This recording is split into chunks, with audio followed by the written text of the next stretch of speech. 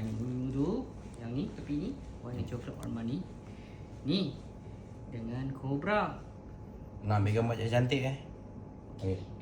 Lepas tu ni saya kira saya bagi yang ni. Asal datang je boleh je bagi tu. 10 dan 9. Tu saya dah bagi yang ni 10.5. Saya bagi kad bukit dengan buah jati. Uish. Lepas tu boleh lagi ke bos? Uish, murah tu. Bagilah abang brother RM99 untuk dia makan. Tu dari RM99 untuk dia makan. Ni, tolak ni. Tolak lagi sebab ini pun dah cukup signifikan ni. Betul. Brother ikut kan memang dah tak boleh dah ni. Hai last tapi RM99 tanda ikan bakar 2 ekor. Ikan bakar. Cik, Big Boss kata, ingat dapat makan ikan ni, ikan goreng tilapia. Alamak. Dia cakap, dah habis cik kita dah makan.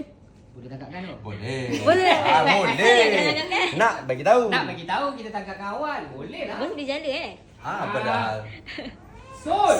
Wow. Begitulah kehidupan Bos Zijan hari-hari kan. Tak boleh nak tolak rezeki.